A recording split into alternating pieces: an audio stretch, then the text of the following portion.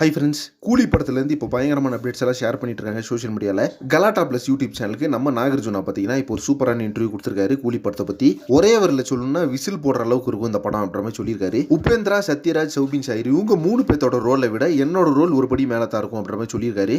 இதற்கு என்ன காரணம் அப்படின்னு பார்த்தீங்கன்னா ஒரு பிக் ஷாட் ரிச் லுக்கில் பார்த்தீங்கன்னா நம்ம நாகார்ஜுனாவை காட்டியிருக்காங்க இந்த படத்தில்.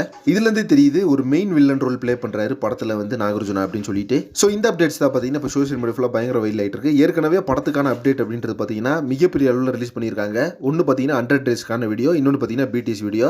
இது ரெண்டுமே பார்த்தீங்கன்னா சக்கப்போடு போட்டிருந்த நிலமையில இப்போ பார்த்தீங்கன்னா நாகார்ஜுனா இப்படி ஒரு இன்டர்வியூ கொடுத்துருக்காரு. இன்னும் கூலி படத்துலேருந்து அடுத்தடுத்த இன்டர்வியூஸ் பெரிய பெரிய ஸ்டார்ஸ் இன்டர்வியூஸ்லாம் வரப்போகுது.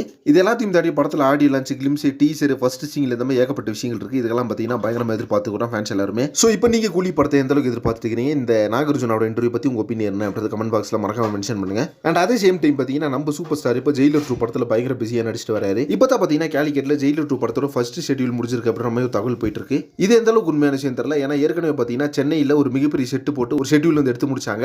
அதை தொடர்ந்து அதுக்கப்புறமா தான் கேலிக்கெட் போனாங்க. எனக்கு தெரிஞ்சு பார்த்தீங்கன்னா அது 2வது ஷெட்யூலாக இருக்க சான்ஸ் அதிகமாக இருக்கு. ஓகே ஃப்ரெண்ட்ஸ், மேலும் வந்து நம்ம சூப்பர் ஸ்டார் பற்றின தகவல் சேனல் மறக்காம சப்ஸ்கிரைப் பண்ணுங்க. நெக்ஸ்ட் ஒரு டிசைன் பண்ணுறேன். Thank you friends.